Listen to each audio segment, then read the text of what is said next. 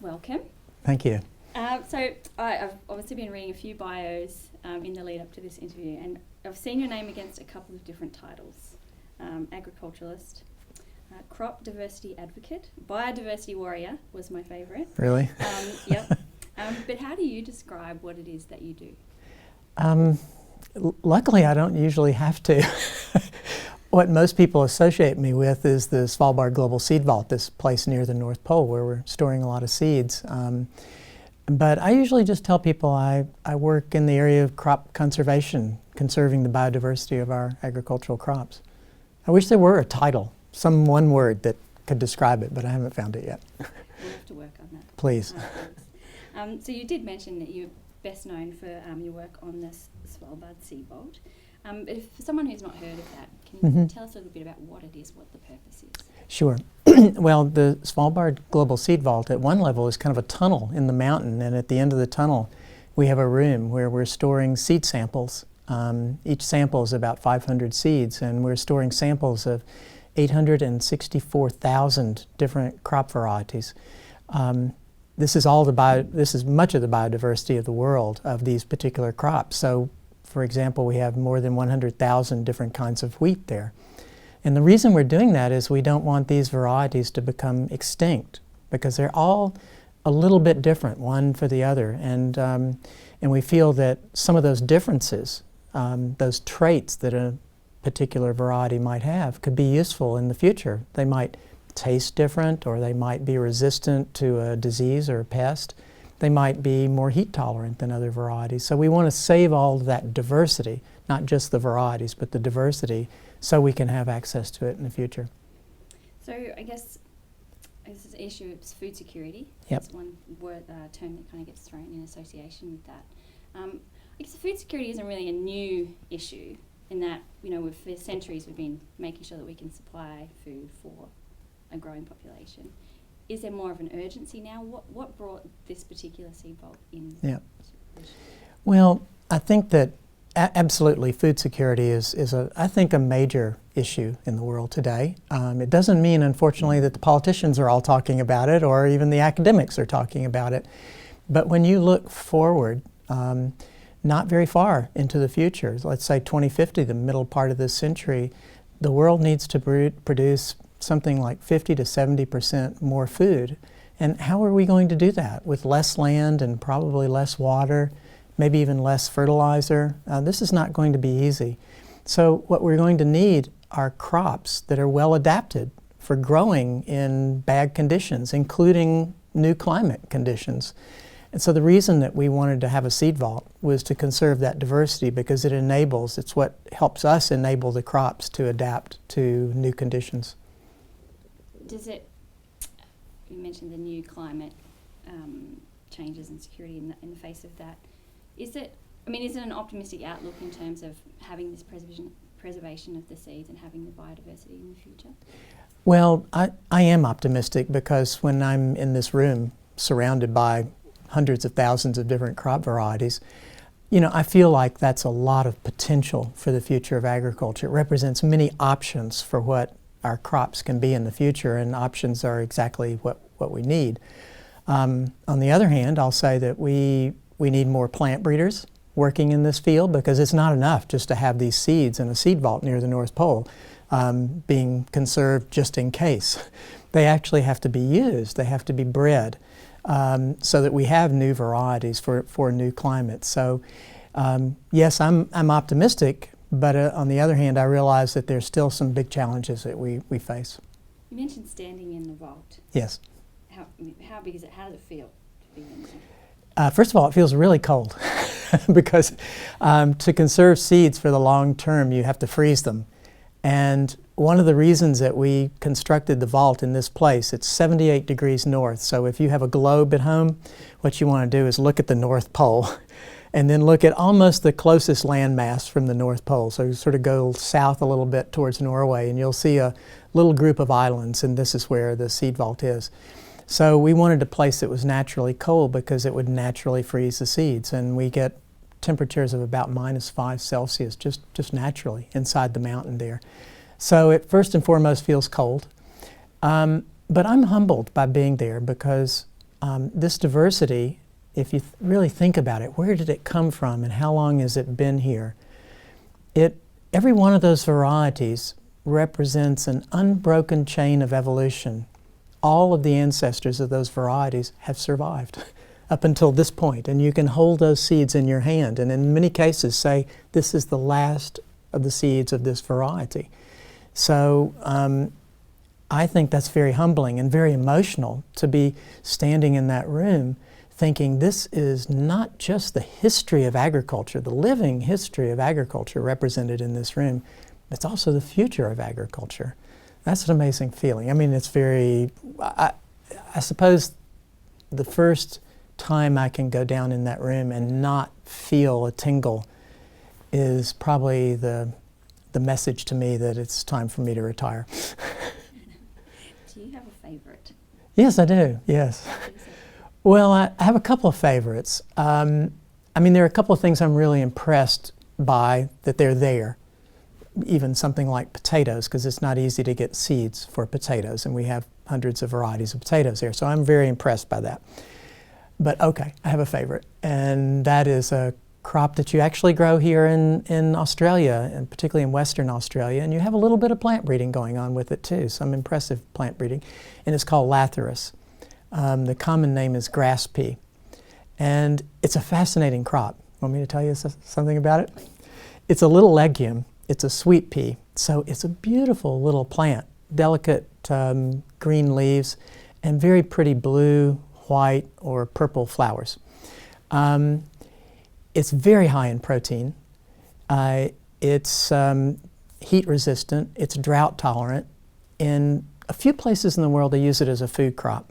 Ethiopia, Somalia, India, Bangladesh, Pakistan, it's a food crop.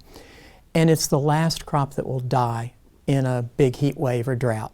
Other crops will succumb before this one does. So if you're really very, very poor, if you're one of the poorest people on earth and you're in one of those countries and you're growing this particular crop, this is a crop that's going to save your life because you won't have money to go down the street to the grocery store. There is no grocery store and all of your other crops have died. So this is it. This stands between you and starvation. But there's a story. And the story is that if you're in that situation and you eat this food crop as your primary food for a month, 6 weeks, something like that, you will become permanently paralyzed because it has a neurotoxin in it. And so the downside of it is, it saved your life, but you're now permanently paralyzed from the waist down. And this is an incredible choice that the poorest of the poor on earth have, to live, to die, or to become paralyzed. It's also, I think, a poster child for crop diversity. Why? Because there is a lot of diversity of this little crop called lathyrus. And some of that diversity, some of those varieties are low toxin varieties. They don't have as much toxin as the rest of them.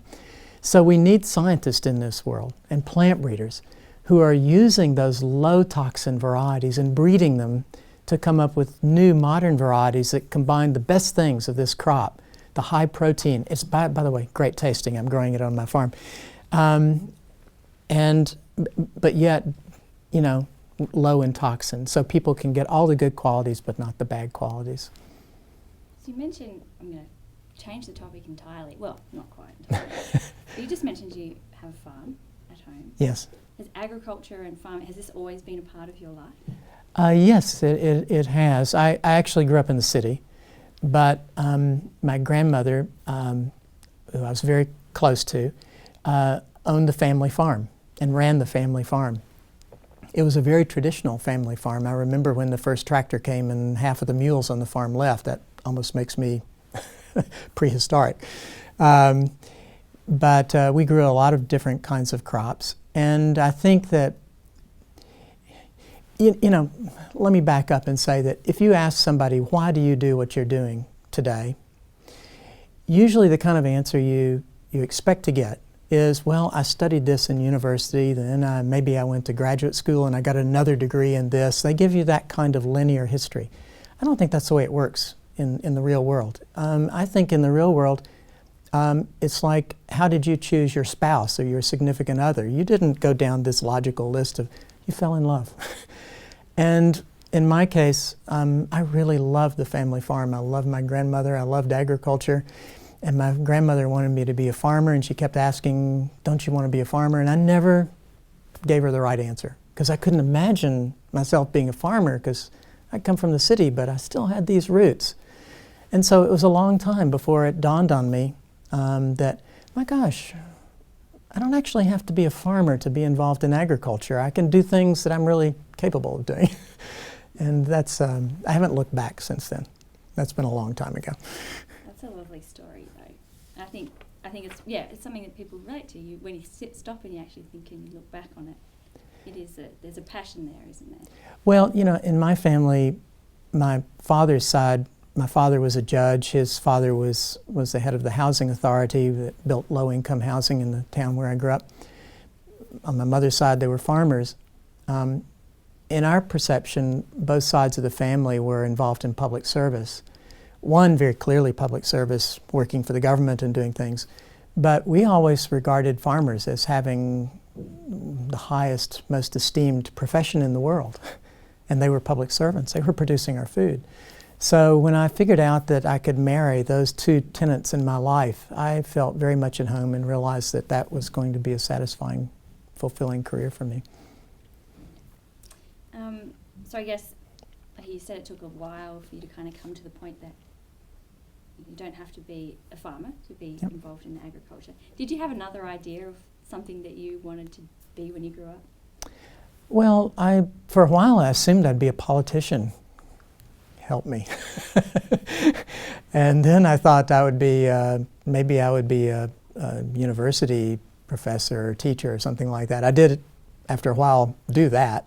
But for the most part, I have to say, I was more enamored with subjects and topics rather than professions. So all the jobs I've had in my life, and there have been some where you could say, he's a professor. It wasn't because I wanted to be a professor. It was because that particular job gave me the opportunity to do what I really wanted to do. I was once offered a job, a university, a big one in the United States, invited me to give a lecture. It was their art department. And I gave a lecture about what I do, which is crop diversity. They said they wanted to expose their students to other influences. And at the end, they said, we want to offer you a job. I said, I'm not an artist.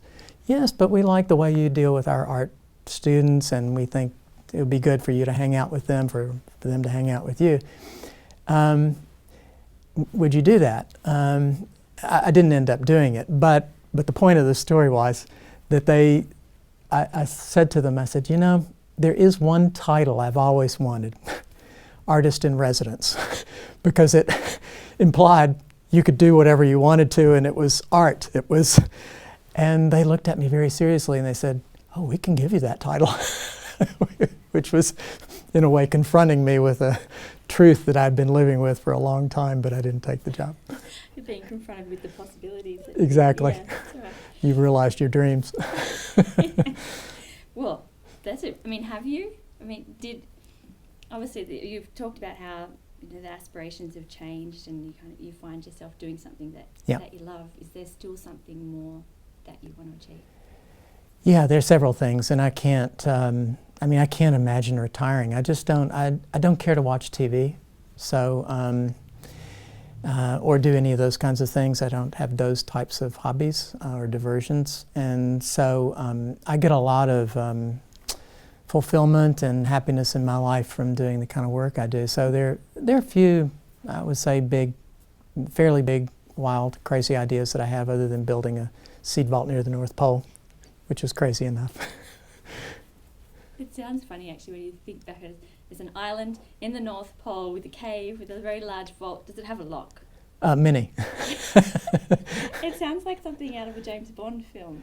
Well, yeah, you say that, and while it was being built, I thought to myself, you know, they're going to make a James Bond movie up here, and if they do, I want to be a walk-on character. This will be my one and only chance to meet one of those Bond girls, you know. So far it hasn't happened, but well, there's hope springs eternal. Well, I think we've covered a few minutes.